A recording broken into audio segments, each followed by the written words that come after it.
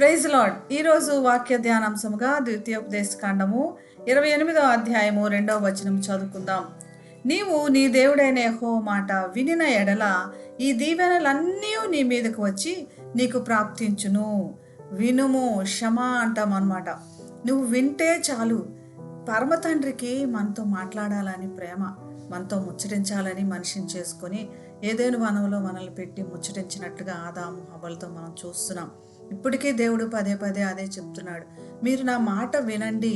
ఒక సన్నిహిత సంబంధం మనకు ఉన్నప్పుడు తప్పకుండా మనం మన ఎదుటి వారితో చెప్పిన మాట వినటానికి ప్రయత్నం చేస్తాం. దేవుడు ఇప్పటికి కూడా మనతో ప్రతిదినం మాట్లాడుతున్నాడు. ఆయన ఎన్నో గొప్ప సంగతులు మనకు తెలియపరుస్తున్నాడు. కానీ మనం వినలేకపోతున్నాం. ఎందుకంటే ఆయనతో సన్నిహిత సంబంధం లేదు. ఆయనతో పాటు మనకి స్నేహం అన్నది డెవలప్ అవ్వలేదు. ఎంత గొప్ప సంగతులు మనం మిస్ చేసుకుంటున్నామంటే దేవుడు మళ్ళీ ఒకసారి గుర్తు చేస్తున్నాడు. నా మాట వినండి. నా మాట వింటే చాలు, మీ మీదకి దీవెనలు వస్తాయి. ఈ దీవెనలు మీకు రక్షణ, మీకు సమకూర్పు, మీకు కావాల్సిన సంపద అన్నీ మీరు ఏమి చేర్చుకుంటే అవి మీ మీదకి వస్తాయి. మీరు కావాల్సినవన్నీ మీకు సమకూరుస్తాయి. ఎందుకంటే పక్షుల్ని పోషిస్తున్న దేవుడు, సర్వ సృష్టిని సంరక్షిస్తున్న దేవుడు మనకు కావాల్సినవి అన్నీ కూడా సమకూరుస్తాడు.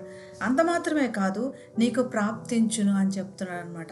ఇది కనుక మనం గమనించినప్పుడు ప్రాప్తించడం ఏంటంటే దీవెనలు మనకు వెంటబడతాయి అంట. మనం వెతుక్కొని అవసరం లేదు. దీవెనలు మనం ఎక్కడున్నామో మనల్ని కనుక్కొని వచ్చి మన వెంటబడుతూనే ఉంటాయంట. అది ఎంత గొప్ప విషయం కదా. అందుకోసం ఇక్కడ వాక్యం ద్వారా మనం ఎలా హెచ్చరించబడుతున్నామంటే దీవెనలు ఇచ్చేవాడిని మనం కనిపెట్టుకొని ఉంటే చాలు. దీవెనలన్నీ మనకి ఏమి కావాలో అవన్నీ కూడా మనం వెంటబడుతూనే ఉంటాయి. ఇంత గొప్ప తండ్రి మనతో మాట్లాడమని అడుగుతున్నాడు. ఒక్క క్షణం ఆయన మాట్లాడేది గ్రహించాలంటే పర్సనల్ టైం మనం దేవునితో స్పెండ్ చేయడానికి ప్రయత్నం చేద్దాం. అటువంటి కృప దేవుడు మనందరికీ దయచేయనుగాక. ప్రార్థన చేసుకుందాం. పరిశుద్ధమైన యేసయ్య, నీతో మాట్లాడటానికి మాకు అవకాశం దయచేయండి. మాట్లాడటం నేర్పించండి ప్రభా. నీతో మాట్లాడి ప్రభా నీ యొక్క దీవెనలు పొంది అవి మా పట్ల ప్రాప్తించేటట్లుగా మేము అనుభవించడానికి కృప చూపించమని, అటువంటి భాగ్యం మా అందరికీ దయచేయమని యేసు నామమున ప్రార్థిస్తున్నాం తండ్రి. Amen. Have a blessed day. God bless you.